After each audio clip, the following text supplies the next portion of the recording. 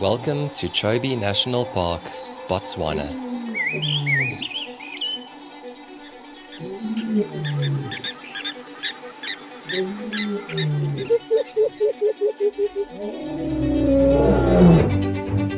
My word, I'm honestly shaking, eh?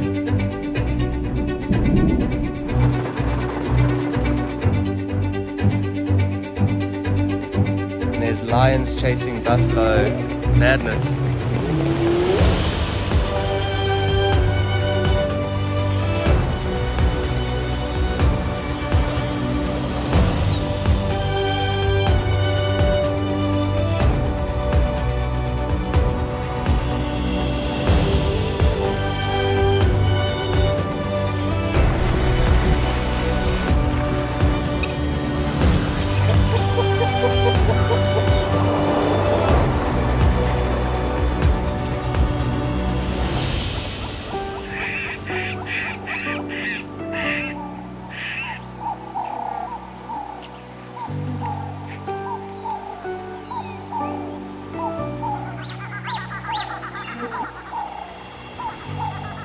Before we start this episode, I am proud to announce that Wild Journeys is now an official ambassador of Big Country. They've fitted my vehicle with some incredible overlanding and camping equipment, and this helps me just take the journey further and wilder. I also want to thank the very first Wild Journeys patrons. They've already had early access to this video. If you want to find out more about that and become a part of the journey, there's a link in the description below. Right, this is where the journey really begins. We're at Chobe National Park. We're about to drive through to Ihaha campsite. We've been on the road for a couple of days already. This is what's happened so far. I was generously invited to join the same lot from our recent Mana Pools trip to explore Botswana's Chobe National Park. Francois and Steph were there, Tabby and Phil, better known as the safari expert, as well as a new recruit, my wonderful girlfriend Kaylee. Our journey took us through Stockport border post up to Francistown and then north towards Elephant Sands. Potholes are also increasing a little bit, so I'm just going to take it slow. We're making good time. We are officially in uncharted territory here in Botswana, and we're kind of basically diving into the deep end here, maybe quite literally. We made a quick stop at the Nata Bird Sanctuary, only to find it underwater. Bad news, Byron. The water is apparently very deep. Such is life. It's what it is. We roll with the punches. Meanwhile, Phil's alternator threw a bit of a tantrum. Here goes nothing. But we pressed on into the unknown. We're gonna push through to Elephant Sands. At Elephant Sands, the usual parade of elephants had no reason to be there thanks to the recent rains. We didn't mind. This kind of rain is great news for the drought-stricken Botswana. A ridiculously dramatic sunset made our brief stay worthwhile. At sunrise, it was off to Kasane, a lively little town where we stocked up on supplies before entering Chobe.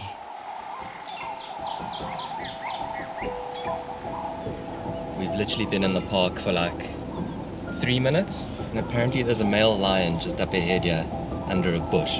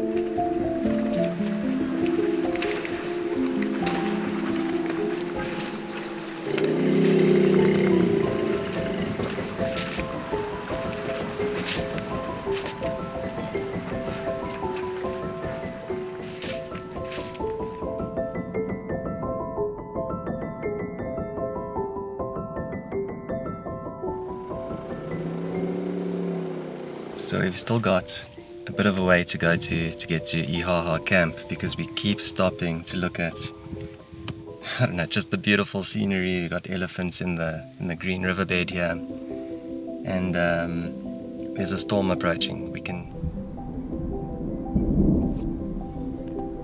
Which could make things quite interesting when it comes to setting up camp, but I think at this point we're kind of like, whatever, who cares? Let's just enjoy it.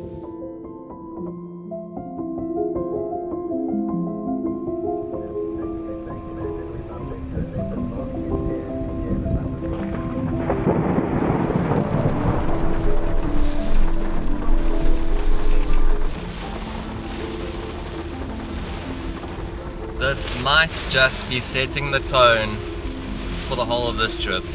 We were a little bit worried coming on this trip because of this rain, but now that I'm here, I'm kind of just loving it.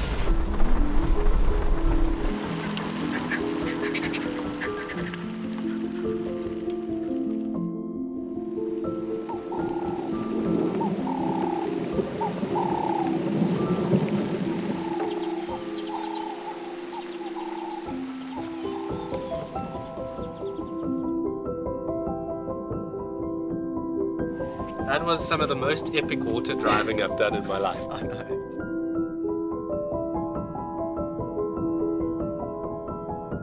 And that is home for the next 3 nights.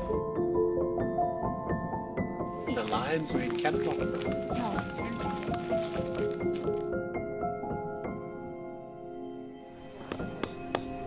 After settling down, we went on a short drive, and what we found was interesting. Some nervous-looking neighbors were moving in.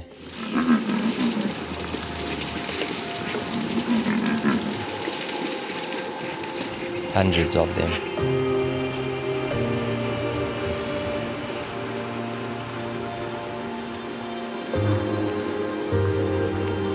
And they weren't the only ones.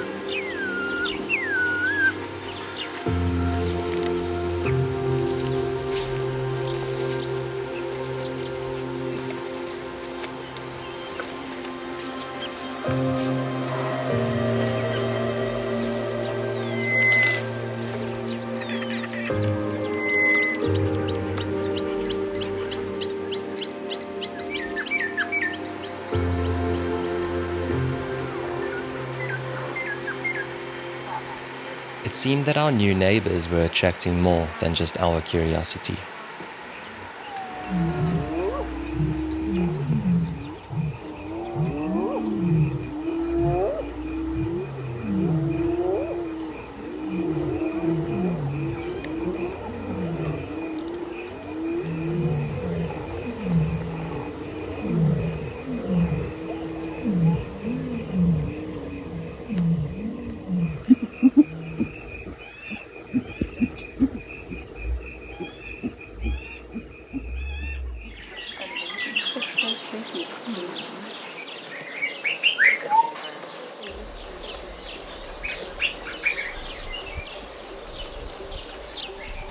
We really did not get much quality sleep last night at all. From hyenas to jackals to lions to elephants, you name it. It was all going on last night. After waking up to a herd of buffaloes on our doorstep, let's go looking.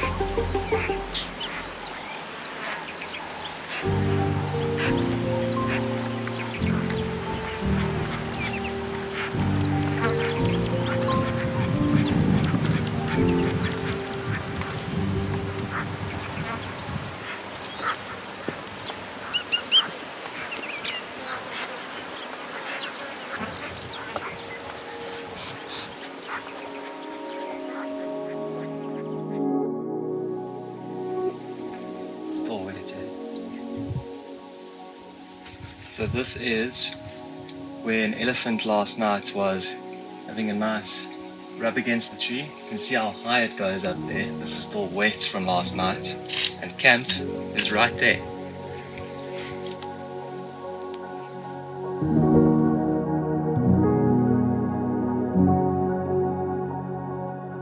This morning we went west. This afternoon we're going to head quite far east and slowly make our way back to be in this area at around about prime time, which I guess is the last hour of light.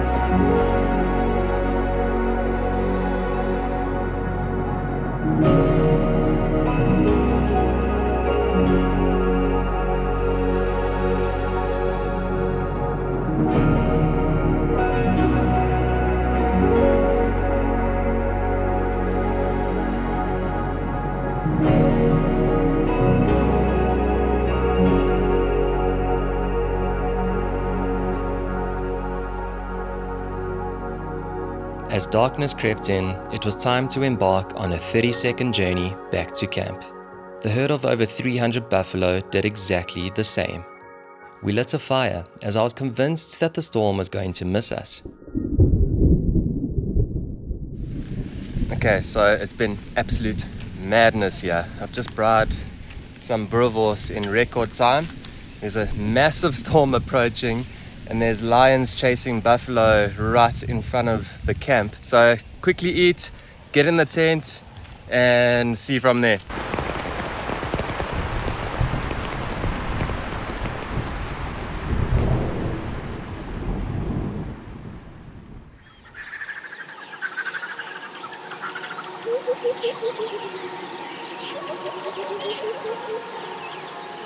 Now that was a memorable night. I don't think it's one we'll forget anytime soon. It poured until, like 3 o'clock in the morning. And even from then it drizzled a little bit more. We were completely dry, but as soon as the rain calmed down, all the insects came out to play. That's all part of the experience. The buffalo, they carried on west. The lions were chasing them as the rain started bucketing down, so we have no clue what really happened. Chobe, giving us some good times here.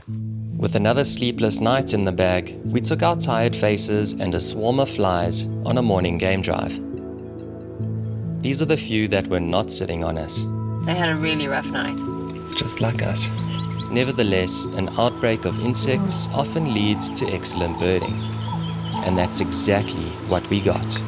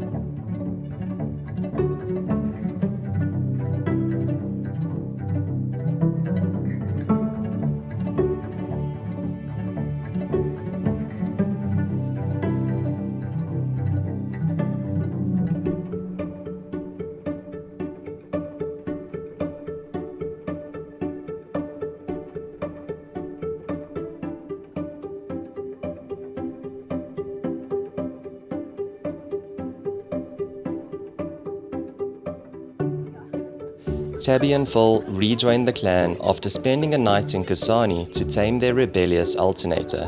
It was good to have them back. We gathered for a sundowner, raising a toast to our unforgettable time at Ihaha.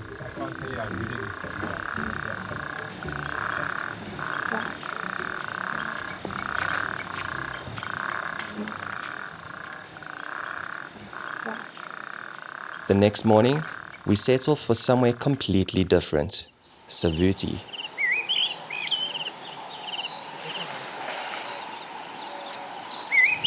This morning we are heading back towards Kasane, which is taking the quickest route out of here because we've got a bit of a long day ahead of us. Do a quick little shop, fill up the tanks again, and from there head back into Chobe National Park and all the way down to Savute. I've heard lots about this area. It's apparently incredible for game viewing, but I actually really don't know what to expect, so it's quite exciting. Last night was quite difficult when it comes to sleep. So the last 3 nights we've actually really just been having the most broken sleep, and maybe like 3 hours total per night. So it didn't really rain much, but the mosquitoes are just relentless, and it doesn't matter how much insect repellent you put on, they just keep coming. Last night at around 1 a.m. we woke up to sniffing sounds right at our heads, which turned out to be a spotted hyena just having a good sniff at our heads through the tent. And it was a little bit unsettling, to be honest, but did get shooed off quite easily. These are the experiences we'll remember, and we're learning each time we do trips like this. Phil has a spare tent here which he's going to lend us for the Savute portion of this trip. I think it's going to make life a bit more comfortable, but overall, what a magical place. The variety in terms of wildlife is incredible. I'm sure you've noticed we've been focusing a lot on birds because they are just everywhere. Personally ticked off, I think, maybe 4 or 5 lifers here, including pelican, swamp boo-boo, African crake, just some really nice specials. You do need to watch out for the baboons. They weren't really a problem for most of our stay here, but as we were packing up, they saw their opportunity and grabbed a few things, and they are not easily scared away. Ek het 'n groot voël, ja. And then where the road forks, we're going to stay right, even though the sign says it's left to Savute. And then once we're in, we must just remember we must take the airstrip road, so we stick right to the campsite, not straight. Is there anybody specifically that wants to go in the front? Back on the dirt roads, it was a 60-kilometer seesaw ride. Then, as we neared Savute, the bumps turned to water.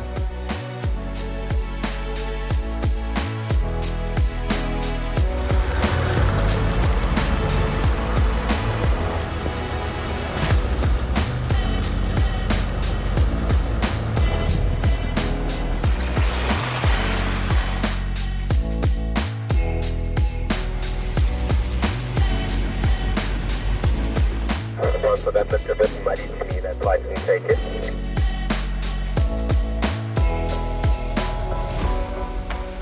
Losing my number plate felt like a small price to pay for what the next few days had in store for us. So this looks decent. It looks great. Yes, it's Fantastic. Yeah, and it looks like we might even have a little bit of shade. Got a nice dry area. Bring it in.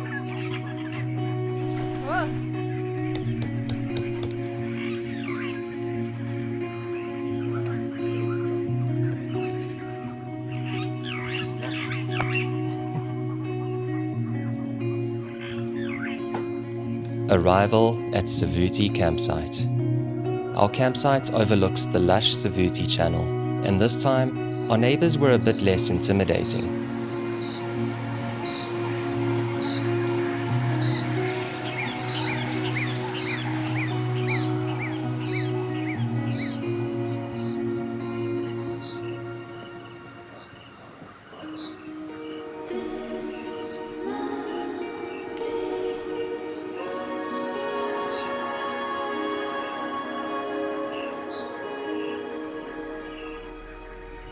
Good morning from Savute. This is the kind of place I would see on Instagram and think I'd never get the chance to go visit, but here we are. Dreams do come true. It's our first official game drive in this region. Lions were roaring last night. We had a barred owlet in a tree right above our tent. It's just so good to be here. The road network is extensive, to say the least. And you can't really plan a route. You can have a general idea of what direction you want to go in, but you can't say, oh, we'll go this route and turn left here, because as you get to that corner, you're going to look the other way and go, that looks interesting, let's go down there.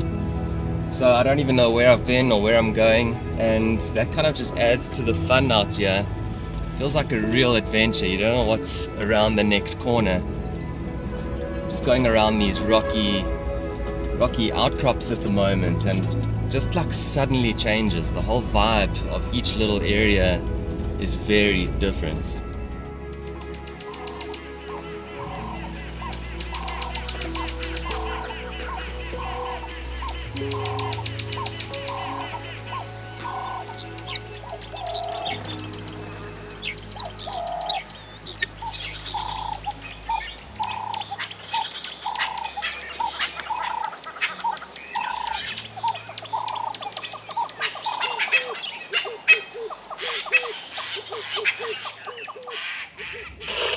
Okay, copy that. So just keep coming south from Boga Leopard Rock, all the way to the northern tip of the marsh. Sounds like Phil has a lioness quite close to the marsh. Luckily, we're in range, so we're gonna go join him there.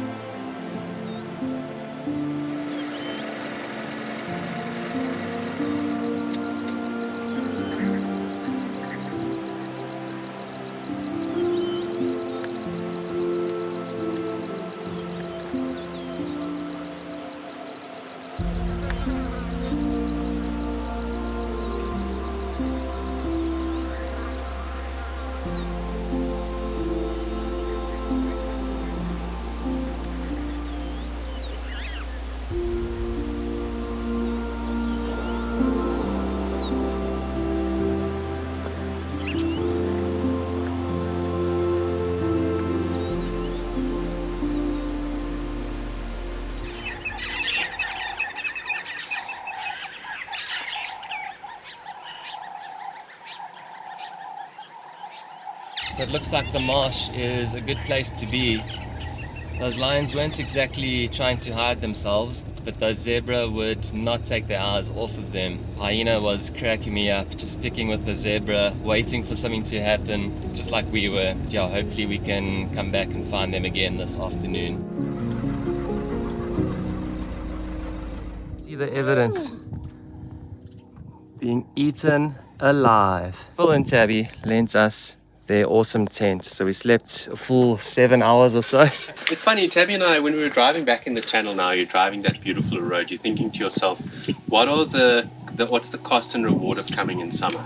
The cost, obviously, are the bites and the puddles and the alternators and the downpours and all that sort of stuff. But the reward is no people out there. No. Felt like we had the place to ourselves. The greenery. So green. The only way that I could describe it was my battery, my own battery, my gaming battery, was full before I saw animals. Okay. Does that make sense? Yeah. So you don't need the animals to feel like, wow, this is worth it, because it's so beautiful. He's right. And the more I think about it, there is no cost, only reward. No one comes back from a flawless journey with great stories to tell. It's the discomfort, the uncertainty, the not knowing what's next. That's where the real excitement lies. And the best part? The more you lose yourself in the unknown, the more of yourself you actually find.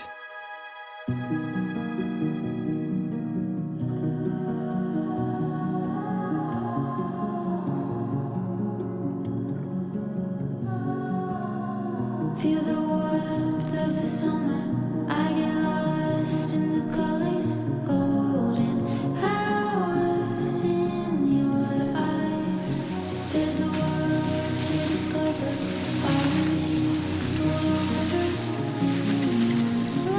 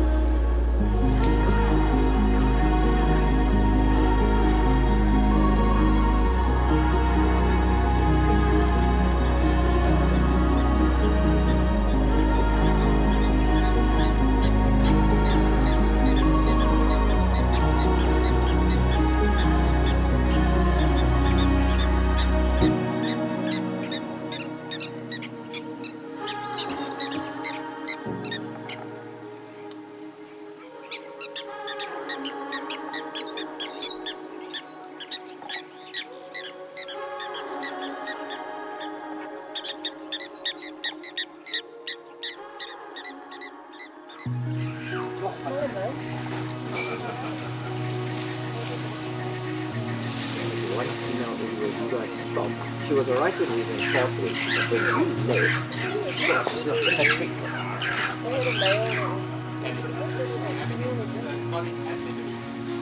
No, just on a good quick.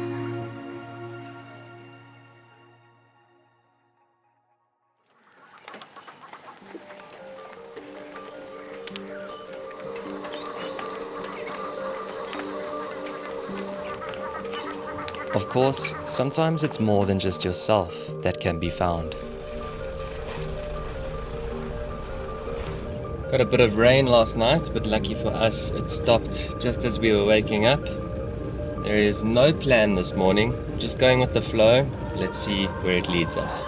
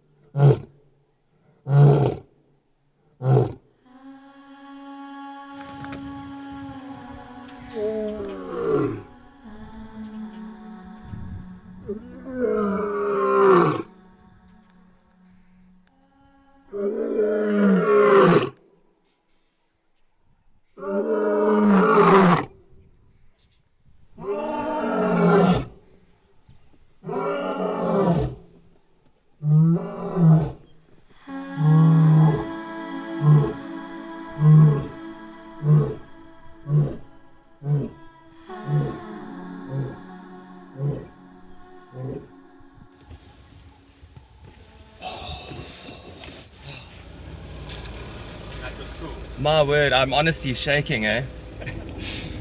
Oh my word, those are the moments. Those are the moments. He's definitely on a bit of a territorial patrol, but at the same time, who knows, he might also be calling for other lions. Who knows, maybe he's got a brother, maybe he's looking for the rest of the pride, but definitely marking a bit as he goes along. He's already walked a few kilometers in a very short space of time. They cover so much ground when they want to.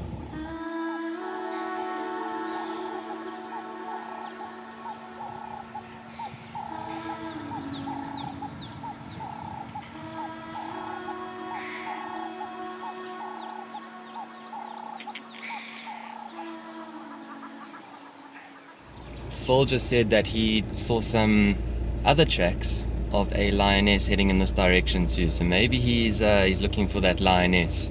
Having no plan at all seemed to work very well, and I'm glad that Phil got to join in on most of that. Unfortunately, Francois and Steph were completely out of range of the radio, so hopefully they're sitting with something else that's quite special. But otherwise, that is just how it can go out here. Sometimes you win some, sometimes you lose some.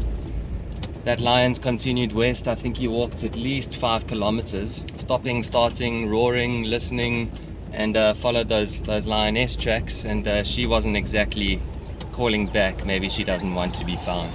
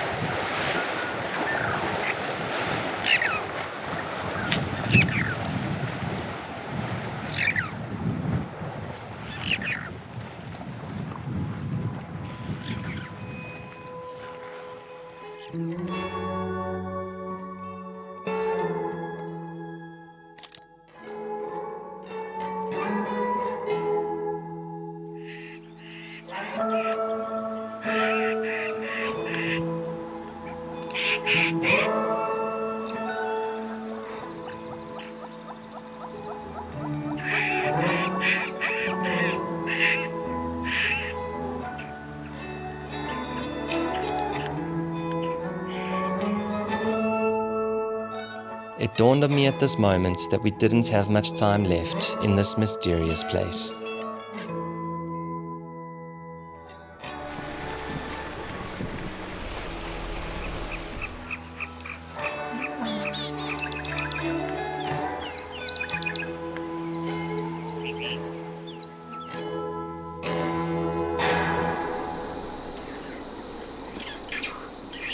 It's our last full morning here at Savute. It's nice to actually be able to see the sun rising this morning. We got a few stars out last night as well, which is great. We had a lion roaring very close to camp last night, just a little bit that way. We're going to start off just quickly going past there and then going far, far south all the way to the famous Savute Marsh. It's just so that I don't go home feeling like I've left any stones unturned. We almost immediately picked up on lion tracks.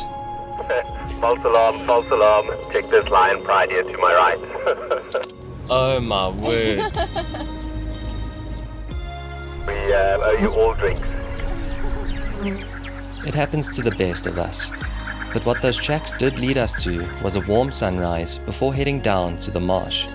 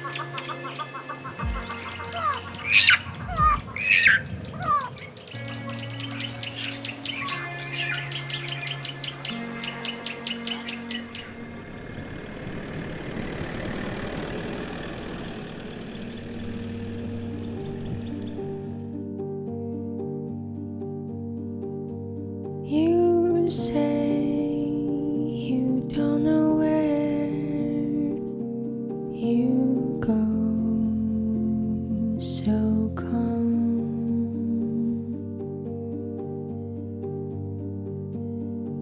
The wind in your hair, birds keep flying away, away, away.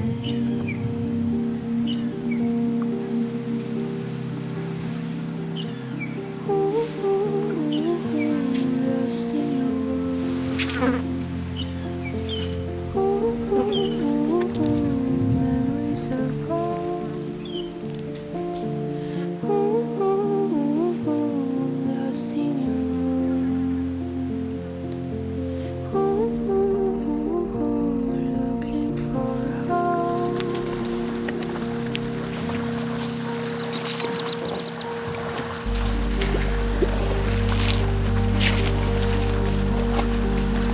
You can stay in this burning land.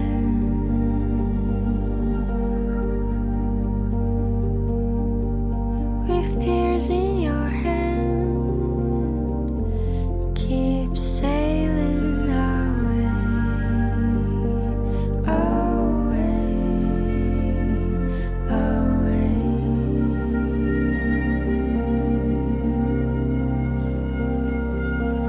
Ooh, lost in your world. Ooh, memories of home.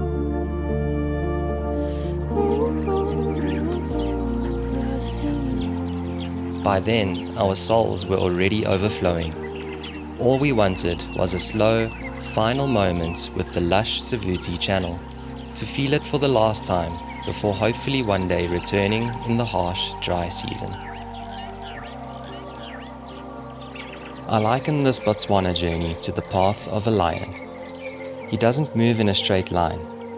It's an unpredictable, winding path, and he doesn't know exactly where he's going, how far, or what he's going to encounter. Regardless, he moves one step at a time into the unknown, because that's what his heart guides him to do, and he listens without hesitation. The purpose of stepping on a thorn or stumbling upon danger is to pick up valuable tools to prepare him for what's next. These tools are not heavy, because he's earned them and they're his to carry into future challenges.